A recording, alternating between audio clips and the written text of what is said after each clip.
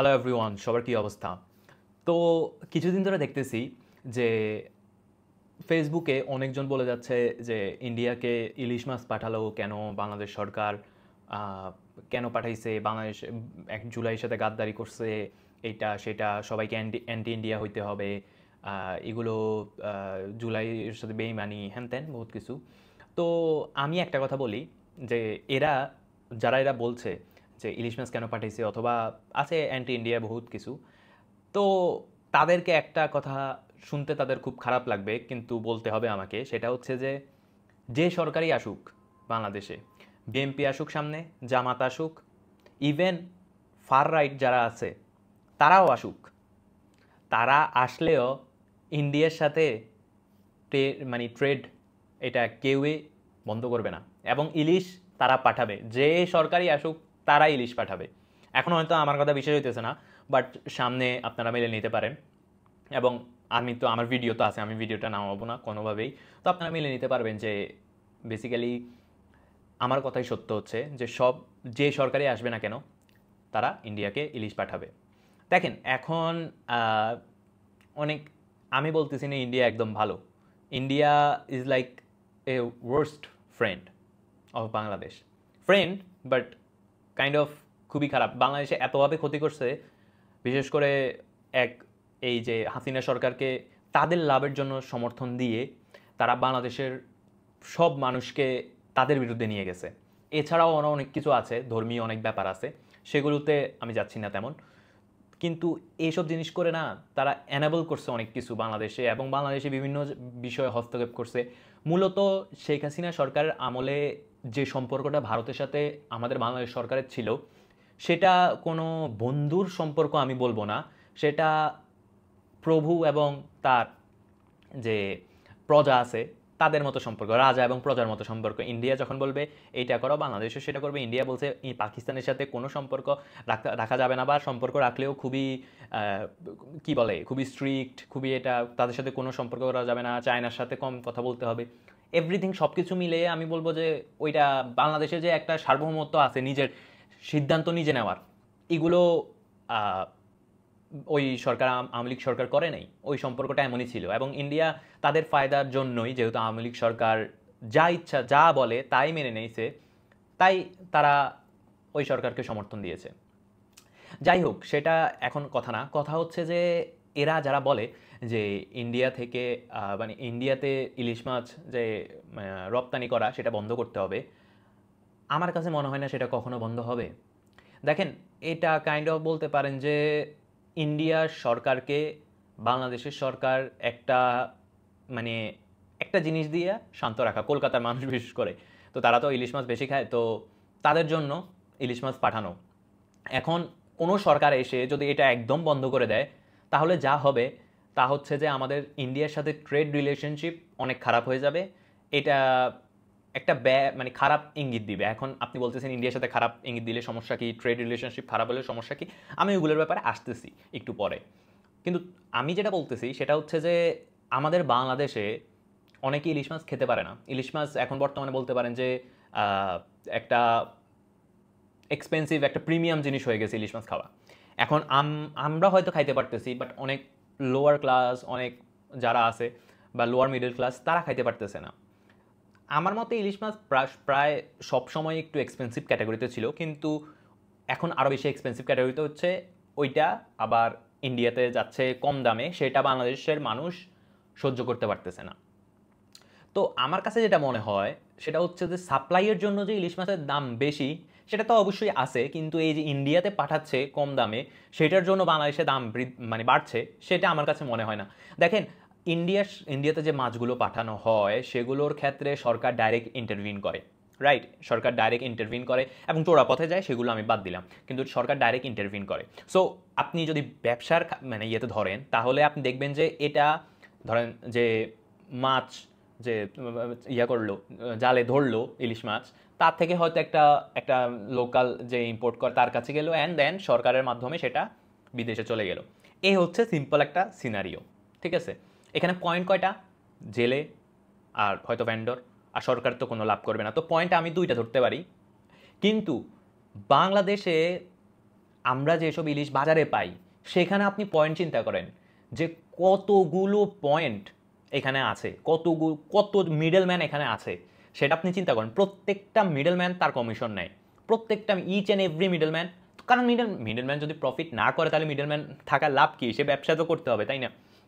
তো অনেক এটা হচ্ছে যে জেলে চাঁদপুরে মাছ ধরে বা অন্য কোথায় মাছ ধরলো, সেটা তার লোকাল যে আছে সে কিনলো, সে আবার ধরেন ঢাকায় পাঠাইলো, সে ঢাকায় পাঠানোর পর হচ্ছে যে সে এটা পুরো দেশে আবার সাপ্লাই হলো, বহুত কিছু আছে, আরও অনেক মিডলম্যান এখানে থাকে। তো সব মিডলম্যান, আপনি যখন একটা ধরেন বড় যে ইনভেস্ট করতে পারবে ইলিশ মাছে, সেও তো বিশাল পরিমাণে ইলিশ মাছ কিনলো, এরপর আবার সে যে মানে এই যে লোকাল যেসব জেলে আছে আমাদের এখানে লোকাল বা ঢাকার যেসব লোকাল জেলে আছে তাদেরকে দিচ্ছে, তো তারাও একটা কমিশন রাখতেছে। এরপর হচ্ছে যে আপনার ধরেন ওই যে স্বপ্ন আগোরা এরা যারা আছে তারাও কিন্তু কাইন্ড অফ কমিশন রাখতেছে, কিন্তু তারা একটু বেশি রাখছে, যার কারণে ওই প্রাইসটা একই রকম হইতেছে আর কি। এখানে পয়েন্ট একটু কম, স্বপ্ন যারা তাদের যে সাপ্লাই চেনে হয়তো পয়েন্ট একটু কম, কিন্তু ওই প্রাইস প্রায় সিমিলার, অনেক সময় বেশি। তো এটা হচ্ছে সিম্পল হিসাব। আমার কাছে মনে হয় না যে এটার কারণে হইতেছে দাম বাড়ছে ইন্ডিয়াতে সাপ্লাই দেওয়ার কারণে। আর আরেকটা জিনিস হচ্ছে যে কিছু কিছু ক্ষেত্রে মনে হয় যে ইন্ডিয়ার আপনার সরকার অথবা বাংলাদেশের সরকার এটা কাইন্ড অফ সাবসিডাইজ করতেছে যে ওকে তোমরা কম দামে দাও। আচ্ছা, এটার অনেক কাইন্ড অফ লং টার্ম অথবা বড় কোনো সুবিধার জন্যই করতেছে এটা। আমার কারণ এই দামে কলকাতার মানুষ কিনবে না সেটা আমি জানি। কলকাতার মানুষ এই মানে বাংলাদেশে যে দামে বিক্রি হয় সেই দামে ওইখানে কিনবে না, ওইখানে ইলিশ মাছ কিনবে না। তো সেটা আলাদা কথা। আর তো অনেক কিছু আছে এখানে। আচ্ছা, এখন মানে ওই যে আরেকটা কথা, মানে একটা কথাই বলবো যে যারাই বিশ্বাস করতেছেন যে এই সরকার ভারত বিরোধী সরকার আসলে, ধরেন আজকে যারা সর্বোচ্চ ভারত বিরোধী, পিনাকি ভট্টাচার্যকে ধরে নেন, পিনাকি ভট্টাচার্য বিশ্বের সবচেয়ে বড় ভারত বিরোধী, তাকে যদি মানে সরকার আনা হয়, তার সরকার যদি গঠন করা হয়, সেও ইলিশ মাছ পাঠাবে। কারণ এটা কাইন্ড অফ লাইক ইলিশ মাছ পাঠিয়ে যে লাভ করতেছে অথবা করতেছে ব্যাপারগুলো না, অন্য অনেক কিছু ডিপেন্ডেন্ট আছে আমার বাংলাদেশিরা ইন্ডিয়ার কাছে। এখন আমি বলতেছি যে ওই যে বললাম ট্রেড রিলেশনশিপ খারাপ করলে সমস্যা কি? সমস্যা আছে। এখন এর ব্যাপারে আমি আস্তে ধীরে বলতেছি। প্রথমত আমি আরেকটা জিনিস নিয়ে ছোট্ট করে একটু বলি, সেটা হচ্ছে যে 2023 সালে, হ্যাঁ 2023 সালে পিনাকি ভট্টাচার্য সহ আরও অনেকে তারা হচ্ছে একটা ট্রেন্ড শুরু করছে, একটা বয়কট ট্রেন্ড শুরু করেছে যে বয়কট ইন্ডিয়া। ঠিক আছে? তো সেটার ক্ষেত্রে তারা কি বয়কট করেছে? সেটার ক্ষেত্রে তারা বয়কট করেছে ইন্ডিয়ান তেল, ওই যে তেলগুলো আছে, তারপর ওই গোদরেজের এইটা সেটা, মাঝে মাঝে পেঁয়াজ এটা সেটা, পেঁয়াজও করে না, তারা বলতেছে নিত্য প্রয়োজনীয় জিনিস বয়কট করবে না। এটারে কি বলে, গোদরেজের পণ্য বয়কট করছে, এটা বয়কট করছে, ওইটা বয়কট করছে, সিম্পল বয়কট করছে। বাট তারা মানে পরবর্তীতে বলছে যে এটা নাকি, মানে পিনাকি ভট্টাচার্য নিজে ভিডিও বানিয়েছে যে এটাতে নাকি শেখ হাসিনার গদি লড়ে গেছে, যেটা সম্পূর্ণ মিথ্যা কথা। ইন্ডিয়ারও কিছু হয় নাই, বাংলাদেশেরও কিছু হয়নি। এখন আপনি যখন এই মানে ইন্ডিয়া এবং বাংলাদেশের হচ্ছে যে ট্রেড ইয়েগুলো দেখবেন, তখন আপনার কাছে লিটারালি মনে হবে যে মানে যেগুলো বয়কট করেছে সেগুলো আসলে কিছুই না। ঠিক আছে? সেগুলো মানে এই লাইক 1-2% হবে আর কি, মানে ক্ষতির দিক দিয়া, যে এইগুলো বয়কট করলে 1-2% ক্ষতি হবে। But most of the thing যেগুলো ইম্পর্টেন্ট সেগুলো কিন্তু আমরা ইন্ডিয়া থেকে আমদানি করি। যেমন কি? যেমন তুলা। তুলা এমন একটা জিনিস যেটা খুবই আপনার পানি লাগে তৈরি করতে। এটা ইন্ডিয়াতেও অনেক সময় বলেছে বাংলাদেশকে আমরা কেন তুলা দিই, এটা সেটা হ্যান ত্যান বলেছে, অনেক পানি খরচ হয় হ্যান ত্যান, আমরা যেটা দিব না হ্যান ত্যান। তারা জানে যে তাদেরকে বাংলাদেশকে দিতে হবে, কারণ বাংলাদেশে এটা ডিমান্ড আছে। তো তুলা যদি আমরা ইন্ডিয়া থেকে মানে ইম্পোর্ট করা বন্ধ করে দেই, তাহলে বাংলাদেশের গার্মেন্ট ইন্ডাস্ট্রি পুরো বন্ধ হয়ে যাবে। বন্ধ হবে না, বাট হিউজ একটা ধাক্কা খাবে, যে ধাক্কা আমরা সহ্য করতে পারবো না। কারণ কি, অন্য যদি বাংলাদেশ একমাত্র থাকতো যেটা গার্মেন্টস ইন্ডাস্ট্রিতে রেডিমেড আরএমজিতে মানে স্ট্রং, সেই ক্ষেত্রে হয়তো আমরা ওই শকটা সাস্টেন করতে পারতাম। বাট জিনিসটা হচ্ছে যে এই শকটা যখন দিবে, যখন প্রাইস হাইক হবে জিনিসপাতির, গার্মেন্টস ইন্ডাস্ট্রি জিনিসপাতির প্রাইস হাইক হবে এবং স্লো হবে, কাজগুলো হল্ট হবে, তখন কিন্তু ভিয়েতনাম, ইন্ডিয়া কিন্তু এই সুযোগটা তারা লুফে নিবে। এরপর মানে এই সুযোগটা লুফে নিবে তারা। এখন বাংলাদেশ এই শকটা তারা সাস্টেন করতে পারবে না, এই কারণ বাংলাদেশের মার্কেট শেয়ার যেটা আছে সেটা হারাবে।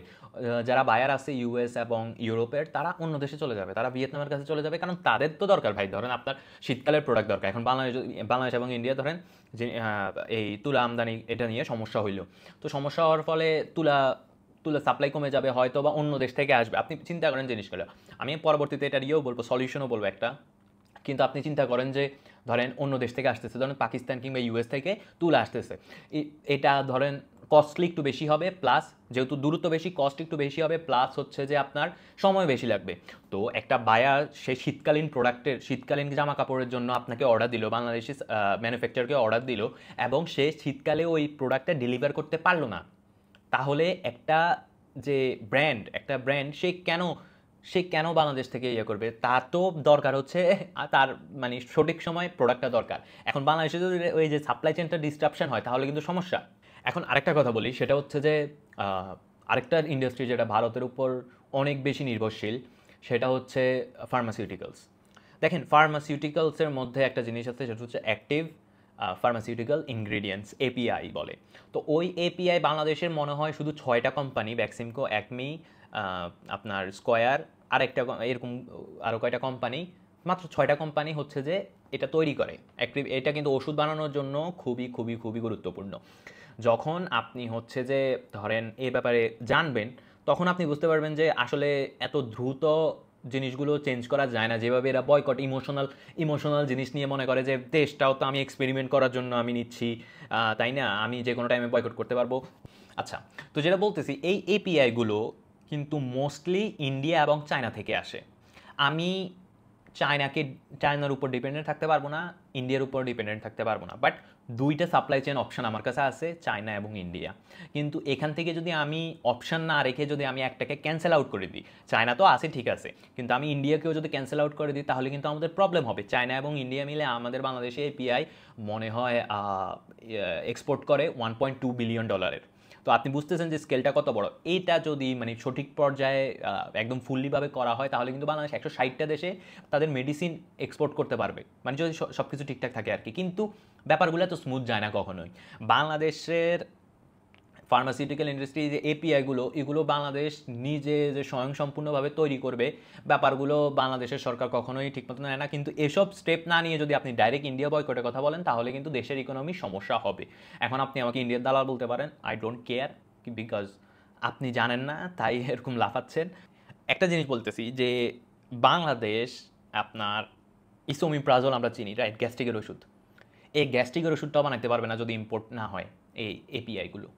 বাংলাদেশের আপনার মানে ইন্ডিয়াতে এপিআই যেসব ম্যানুফ্যাকচার আছে যারা এপিআই তৈরি করে, বিভিন্ন এপিআই তৈরি করে, তাদের হচ্ছে যে আপনার গভর্নমেন্টের থেকে তারা ট্যাক্স নেয় 6 to 8%, আর বাংলাদেশে সেটা 14 to 15%। তো বাংলাদেশের সরকারই এটাকে আসলে প্রাধান্য দেয় না, ঠিক আছে, বাংলাদেশের সরকার এটাকে প্রাধান্য দেয় না। এছাড়া আরও অনেক বিষয় আছে যেখানে বাংলাদেশ সরকার সঠিক পথে আগায় না, এবং এই যে বাঙ্গু জনতা আছে তারা বয়কট ইন্ডিয়া করে। এখন আমি আপনাদেরকে বলি যে এটা কেন গুরুত্বপূর্ণ। দেখেন, আপনি ভারতের সিকিমের কথা জানেন, ভারতের সিকিম কিন্তু বিভিন্ন ধরেন আপনার ওদের প্রদেশে এক্সাইজ ডিউটিগুলো কম, এই কারণে অনেক ফার্মাসিউটিক্যাল কোম্পানিগুলো ওইখানে যাচ্ছে। আমরা সান ফার্মার নাম শুনছি, অনেক ইন্ডিয়ার মানে হিউজ একটা কোম্পানি, ফার্মাসিউটিক্যাল কোম্পানি, তো অনেক দেশে মানে এক্সপোর্টও হয়। তো এগুলো তারা কিভাবে করছে?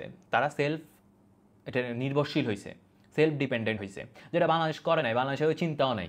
তো এগুলো আগে অ্যাড্রেস করতে হবে। যা কিছু আপনি বলেন না কেন ইন্ডিয়া বয়কট, সব দেশে আমরা মোটামুটি বয়কট করতে পারবো যদি আমাদের মানে ওই পরিমাণ আমরা স্বনির্ভর হই আর কি। এখন কেন আমি বলতেছি, যেমন হচ্ছে যে আপনার ধরেন এপিআইগুলো যদি না আসে তাহলে আপনি জানেন যে মানে ইভেন ওইখানে বলা হয়েছে যে কত 60 দিনও বাংলাদেশ যদি এপিআই ডিস্টারবেন্স হয় ইন্ডিয়া থেকে, তাহলে 60 দিন এখানে ছিল। তো আমি ওই লাইনটা হারাই ফেলছি। যাই হোক, এরকম একটা কিছু যে বাংলাদেশ টিকতে পারবে না, বাংলাদেশের ফার্মাসিউটিক্যাল কোম্পানিগুলো টিকতে পারবে না, জব লস হবে, আরও অনেক কিছু আছে, ফ্যাক্টরিগুলো বন্ধ হবে, হিউজ প্রবলেম। এখন বাংলাদেশ তো এগুলো নিয়ে কোনো চিন্তা করে না। আপনার অবশ্যই আমি যেটা পরবর্তীতে একটা সলিউশন বলবো যে সব কিছু নিয়ে সলিউশন, তো এটা একটা কথা যে বাংলাদেশের ফার্মাসিউটিক্যাল ইন্ডাস্ট্রিগুলো সমস্যা হবে। ইভেন অনেক স্টিল যারা ম্যানুফ্যাকচারিং আছে তাদের স্টিল লাগে, এগুলোও কিন্তু ইন্ডিয়া থেকে আসে। বাট আমি টপ দুইটার কথা বলছি, যা এরপর এগুলো যদি না হয় তাহলে বাংলাদেশের প্রবলেম হবে যে ইমোশনাল বয়কট বয়কট খেলতে পারি না, যে তোমাকে বয়কট করে দিলাম, তোমাকে বয়কট করে দিলাম, তুমি আমার সাথে বেয়াদবি করছো, তোমাকে বয়কট করে দিলাম। এভাবে হয় না, এভাবে একটা সেন্সিবল রাষ্ট্র চলতে পারে না। আমাদের প্রথমত আমাদের নিজের স্বনির্ভর হইতে হবে, ঠিক আছে? আরও বহুত কিছু আছে। তো এগুলো হচ্ছে যে এখন মানে আপনি বলতে পারেন যে আরও আচ্ছা আরেক কিছু আছে, যেমন পেঁয়াজ, স্পাইসেস যেগুলো আছে, তারপর অন্যান্য মশলা বা অন্যান্য এসব টুকটাক জিনিস যেগুলো আছে, ওইগুলো আমরা ইন্ডিয়ার উপর নির্ভরশীল। এগুলো ইন্ডিয়ার উপর নির্ভরশীল কারণ ইন্ডিয়া আমাদের কাছে এক্সপোর্ট করে, আমাদের ওই ক্যাপাসিটিগুলো নাই। হয়তো অনেক সময় আপনি ধরেন এটারে কি বলে, এবার ফলন কম হইলেও সেটা আমরা ইন্ডিয়ার উপর ডিপেন্ডেন্ট থাকতে হয়। এখন অনেকে বলতেছে যে পাকিস্তান কিংবা মায়ানমার থেকে আমরা আনতে পারি। দেখেন মায়ানমারের অবস্থা, প্রথমত মায়ানমারের অবস্থা খারাপ, এটা একটা সত্য কথা। তো আমি মায়ানমারকে ক্যান্সেল আউট করে দিলাম পাকিস্তানের কথা ধরে। এখন দেখেন পাকিস্তান আমাদের দূরত্ব কিন্তু অনেক, বা অন্যান্য দেশ থেকে আমাদের দূরত্ব কিন্তু অনেক, আমরা বাই রোডে পাকিস্তান থেকে আমদানি করতে পারি না কোনো কিছু। আর ইন্ডিয়া থেকে আমাদের বর্ডারগুলো আছে, তো আমরা সহজে আমদানি রপ্তানি করতে পারি। তো এটা একটা প্লাস পয়েন্ট। এটা এখানে হালকা করে খরচ বাড়বে। তো আপনি জানেন যে পেঁয়াজ এগুলোর খরচ বাড়লে বাংলাদেশের লোয়ার মিডল ক্লাসের কী অবস্থা হবে। ইভেন অনেক হায়ার যারা ক্লাস আছে তাদেরও অবস্থা খারাপ হয়ে যাবে যখন এগুলোর দাম বাড়বে। বিভিন্ন ছোটো ছোটো জিনিস, মশলা, তারপর হচ্ছে আপনার পেঁয়াজ টেয়াজ এগুলোর দাম বাড়লে এগুলো অবস্থা খারাপ হবে। তো এটা কিন্তু আপনি একটা সিম্পল লজিক হিসেবে চিন্তা করেন যে ইন্ডিয়া থেকে আমাদের যত না দূরত্ব, ওইটা কিন্তু ঘুরে আইসা পাকিস্তান থেকে আপনি বাই রোড ট্রান্সপোর্টেশন করতে পারবেন না, যার জন্য টাইম বাড়বে, যার জন্য আপনার হচ্ছে যে খরচ বাড়বে। তো এটা আপনাকে চিন্তা করতে হবে। তাই ইন্ডিয়া যদি থাকে তাহলে আমাদের জন্য একটা সেফ অপশন, না থাকলেও ব্যবস্থা আছে, আমি বলতেছি। আচ্ছা, তো যেটা বলতেছি সেটা হচ্ছে যে আমাদের ইকোনমিটাকে ওইভাবে হচ্ছে যে তৈরি করতে হবে। আর অনেক কিছু আছে, ঠিক আছে? আমাদের ইকোনমিকে ওইভাবে তৈরি করতে হবে যে যার মাধ্যমে আমরা স্বনির্ভর হই। এখন ধরেন আপনি চাইলেই কালকে ইমোশনাল বয়কট কইরা আপনি ইন্ডিয়াকে বাদ দিতে পারবেন না। এটা আপনি বাংলাদেশের যে কোনো ইকোনমি, যারা বাংলাদেশের বাণিজ্য এইসব সম্পর্কে জানে, আপনি তাদেরকে জিজ্ঞেস করেন, তারা কখনোই বলবে না, যে সরকারই আসুক কখনোই বলবে না, আনটিল আনলেস কোনো লাইক ফার রাইট অথবা উল্টাপাল্টা সরকার আইসা ডিসিশন নিল দেশের গোয়া মারা সারা, যাই হোক হয়ে যাবে। তো আমি যেটা বলতেছি যে মানে আমরা রিস্ক নিতে পারতেছি না এখন, বাট রিস্ক নিতে পারতাম যদি আমরা ওইভাবে কাজ করতাম। যেমন ধরেন আমরা ইন্ডিয়াকে রাখতাম, ঠিক আছে, পাশাপাশি আমরা তুলার জন্য বা অন্যান্য র মেটেরিয়ালের জন্য, ফার্মাসিউটিক্যাল র মেটেরিয়ালের জন্য আমরা অন্যান্য দেশ থেকে মানে একটা আমদানি বা এই সাপ্লাই চেনটা শক্ত করা শুরু করি। পরবর্তীতে যখন এনাফ মানে হবে, ধরো ইন্ডিয়ার বদলে, ইন্ডিয়া একটা বড় কান্ট্রি, ইন্ডিয়ার বদলে আমরা অন্য কোনো কান্ট্রি থেকে, অন্য 3টা কান্ট্রি থেকে নিলাম ধরেন, তখন আমাদের এই যে আপনার কি বলে সাপ্লাই চেনটা যখন স্ট্রং হবে, তখন আমরা ইন্ডিয়াকে বয়কটের রিস্ক নিতে পারবো। যে আমরা ইন্ডিয়াকে বয়কট করলাম, ইন্ডিয়া যদি বয়কট করি, ট্রেডগুলো সবগুলো যদি বন্ধ হয়, আমাদের কোনো সমস্যা থাকবে না। ওইভাবে জিনিসগুলো আগাইতে হবে। কিন্তু ধৈর্যই যে বয়কট করে ইয়ে করে দিলাম, এটা বাদ ওইটা বাদ, এটা বাদ ওইটা বাদ, এগুলো কোনো কিছুই হবে না।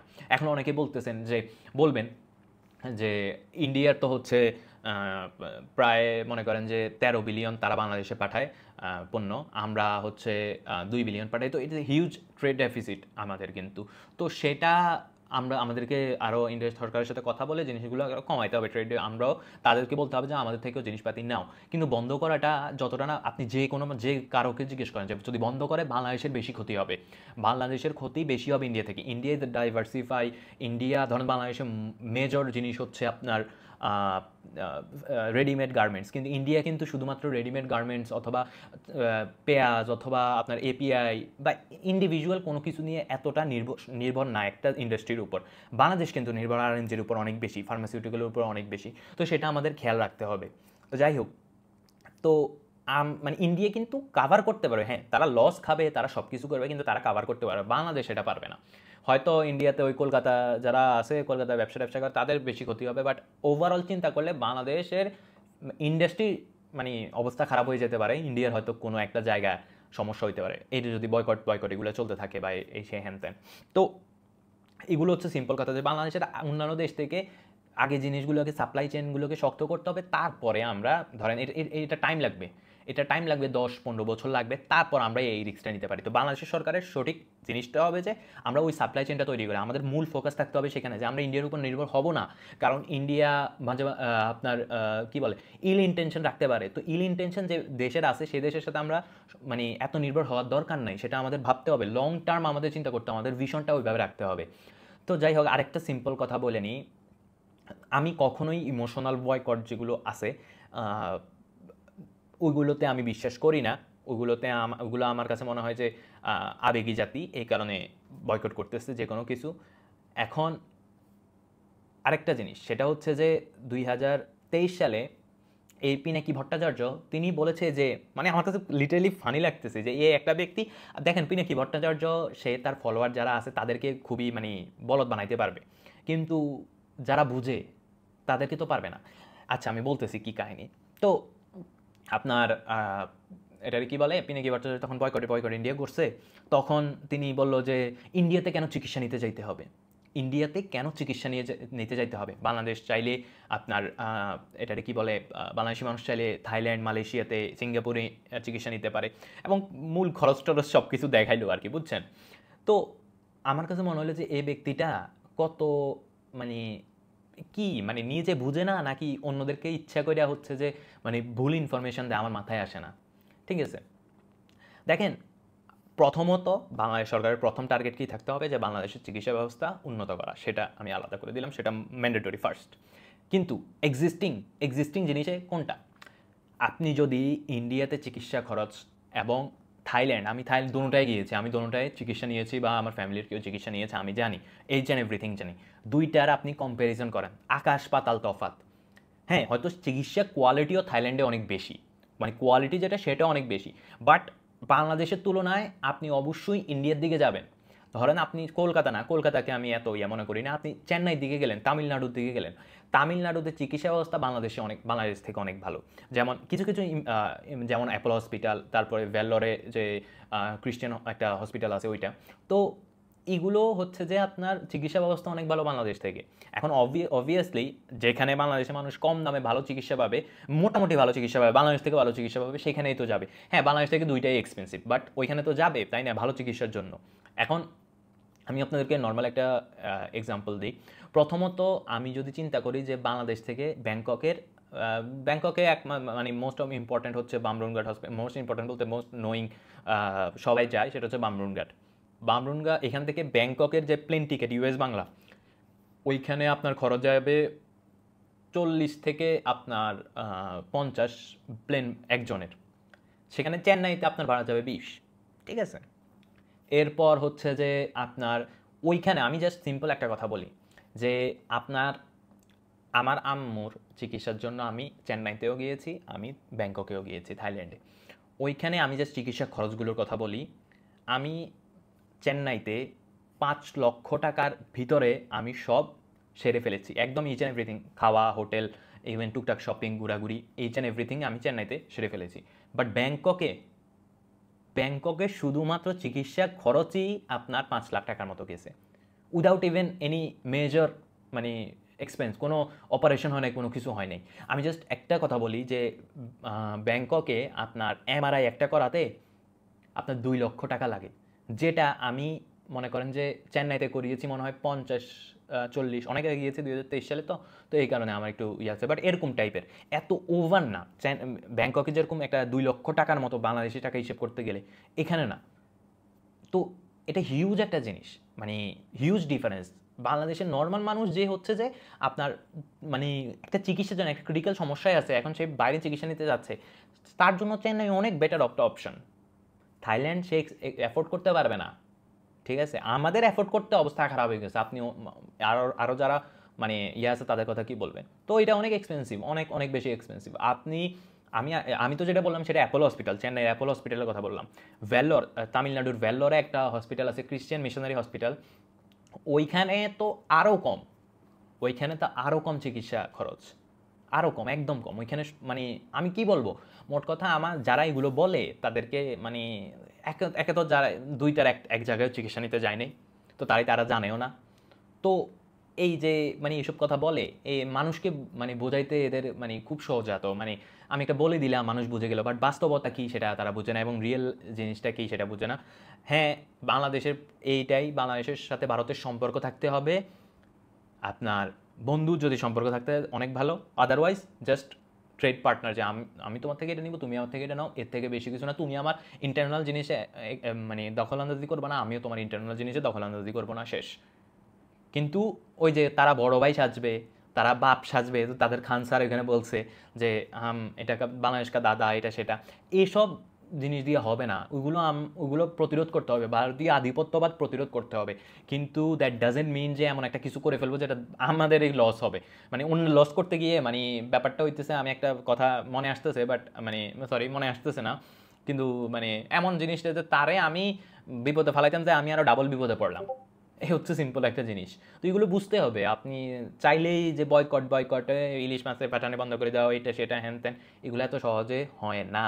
আপনাকে বহুত কিছু বুঝতে হবে যে কেন পাঠাইতেছে এগুলা, আদৌ মানে কি ট্রেডের জন্য পাঠাইতেছে নাকি অন্য কোনো কিছু আছে, তো এগুলো আমাদের বুঝতে হবে। যাই হোক, ধন্যবাদ, সবাই ভালো থাকবেন আর চ্যানেলটা সাবস্ক্রাইব করতে পারেন, এই আর কি। আল্লাহ হাফিজ।